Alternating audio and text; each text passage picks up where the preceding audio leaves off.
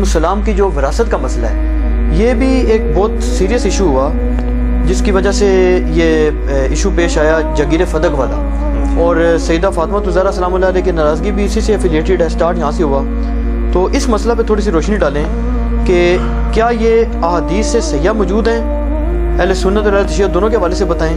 کہ کیا انبیاء کرام کی وراثت نہیں ہوتی یا وراثت علمی ہوتی ہے، تو پھر ناراضگی کا کیا ایشو بنا؟ تو شاہ جی تسی جواب ہی دینا شروع کرتا نا، سوال بس ٹھیک ہے ہو گیا۔ اچھا مسئلہ یہ ہے میرے بھائیوں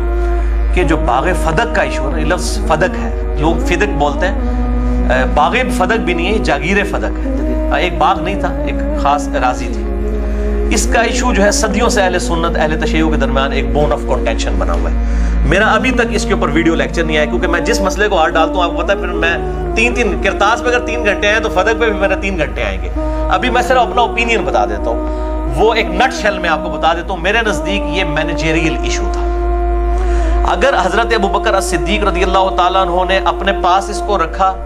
اس بنیاد پہ کہ نبی صلی اللہ علیہ وسلم کے بہاف پہ میں اب خلیفہ ہوں، مجھے امت نے چنا ہے، تو آپ صلی اللہ علیہ وآلہ وسلم کی جگہ میں مینجمنٹ کروں گا، باقی اس کے جو معاملات ہیں وہ اہل بیت کو ہی جاتے تھے، ٹھیک ہے، تو یہ ان کا موقف بالکل ٹھیک تھا۔ اور اگر وہ حضرت فاطمہ کو دے دیتے، جیسا کہ بعد میں عمر بن عبدالعزیز نے جو ہے وہ آل فاطمہ کو دے دیا، تب بھی درست ہوتا۔ تو یہ مینیجریل ایشو تھا،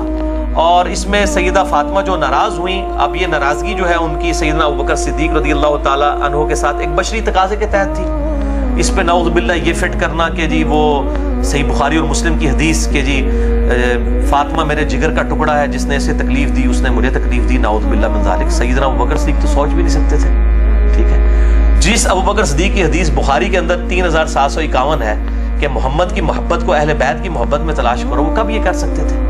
ٹھیک ہے، وہ ایک بعض کا دنیاوی طور پہ بھی کبھی ایسے اختلاف آ جائے تو ناراضگی ہو، یہ بات ٹھیک ہے، بخاری اور مسلم میں موجود ہے کہ وفات تک سیدہ رہی ہیں، سیدنا علی نے رات کو ان کو دفن کیا ہے، ابوبکر عمر کو نہیں بتایا، ظاہر ہے وہ ایک معاملہ چل رہا تھا اس وقت، اور یہ دنیاوی اعتبار سے اس طرح کی ناراضگی ہو جاتی ہے، بل فتویٰ فٹ نہیں کرنا چاہیے۔ اس طرح کی ناراضگیاں تو مطلب بعض کا سیدنا علی اور فاطمہ کے درمیان بھی ہو جایا کرتی تھی، اس لیول کی تو نہیں لیکن ہو جاتی تھی، تو اس طرح فتویٰ نہیں لگانا چاہیے۔ باقی وراثت کا جو ایشو ہے بخاری اور مسلم میں ڈیٹیل موجود ہے کہ انبیاء کرام علیہ السلام کی وراثت جو ہے وہ تقسیم نہیں ہوتی۔ اچھا میں اکثر سوچتا تھا کہ اگر سیدہ فاطمہ، یہ اکثر جو ہمارے سنی کہتے ہیں سیدہ فاطمہ کو یہ حدیث ہی نہیں پتا تھی وراثت والی، بھئی فاطمہ کو نہیں پتا تھی تو اور کس کو پتا ہوگی جس کی ضرورت تھی؟ ان کو حدیث پتا تھی۔ بیسیکلی یہ مینجمنٹ کا ایشو تھا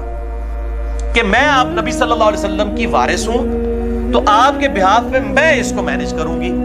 تو سیدنا ابوبکر صدیق نے اس لیے وراثت والی حدیث ان کو یاد کروائی کہ بھی نبیوں کا تو وارث ہی کوئی نہیں ہوتا، جب وارث نہیں ہوتا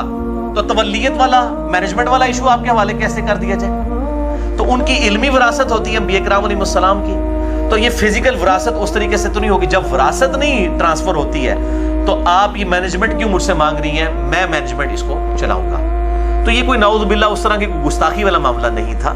ایک ان کا ایک اپنا، اور وہ ڈیسیژن کر سکتے تھے، ظاہر مسلمانوں نے ان کو خلیفہ چنا تھا، اگر وہ دوسرا ڈیسیژن بھی کر دیتے تب بھی ٹھیک ہوتا۔ تو یہ ڈیسیژن یہ ظاہر امت کے لیے ایک آزمائش بنتی ہے، اس طرح کی جو چیزیں ہو جاتی ہیں بعد میں آزمائش بن جاتی ہیں، بالکل نیک نیتی پہ مبنی تھا۔ اب دیکھیں اس کے جواب میں سیدہ فاطمہ نے بخاری مسلم میں آپ حدیثیں اٹھا کے دیکھیں، کہیں نہیں ملتا کہ انہوں نے کہا ہو کہ نہیں یہ تو بات آپ غلط کر رہے ہیں، انکار نہیں کیا، بس صرف وہاں سے ناراض ہو کے چلی گئی۔ اور جس طرح ایک بیٹی بھی کبھی اپنے باپ سے ناراض ہو جاتی ہے کسی معاملے میں، کوئی ایک ان کی خواہش تھی، ایک چھوٹی سی ضد تھی یا خواہش تھی، اس کو پورا نہیں کیا گیا، اور سیدنا علی رضی اللہ عنہ نے اس کی بنیاد کے اوپر کوئی ہنگامہ نہیں کھڑا کیا، بعد میں بکر کی بھی بیعت کی، عمر کی بھی کی، عثمان کی بھی کی رضی اللہ عنہم اجمعین وعلیہم السلام۔ تو یہ اہل تشیع کے ہاں بھی اصول کافی میں امام جعفر الصادق رحمہ اللہ تعالی المتوفی 114 ہجری، المتوفی 148 ہجری، 114 میں امام باقر فوت ہوئے ہیں، 148 ہجری ان کا قول صحیح سند کے ساتھ شیعہ کے اصول محدثین پہ اصول کافی میں موجود ہے کہ انبیاء کرام علیہ السلام کی وراثت علم ہوتا ہے، وہ تقسیم نہیں ہوتی۔ لہٰذا یہ شیعہ ذاکرین، میں بھی کہوں گا اہل تشیع کے ذاکرین، وہ روٹی روزی چلانے کے لیے اس معاملے کو اس طریقے سے اٹھا رہے ہیں۔ تو اس معاملے میں میرا موقف جو ہے وہ یہی ہے کہ سیدنا ابوبکر صدیق رضی اللہ تعالیٰ عنہ اگر وہ ڈیسیژن کرتے تب بھی ٹھیک ہوتا، یہ بھی کرتے تب بھی ٹھیک ہوتا۔ یہ مینیجریل ایشو تھا، یہ وراثت والا ایشو نہیں تھا۔ سیدہ فاطمہ کو پتا تھا رضی اللہ تعالیٰ عنہا وعلیہ السلام کہ وہ یہ وراثت تقسیم نہیں ہوتی۔ تو میرا موقف میرا کافی ہے، باقی ابھی موقع ملا تو پھر ڈیٹیل لیکچر ریکارڈ کرائیں گے انشاءاللہ۔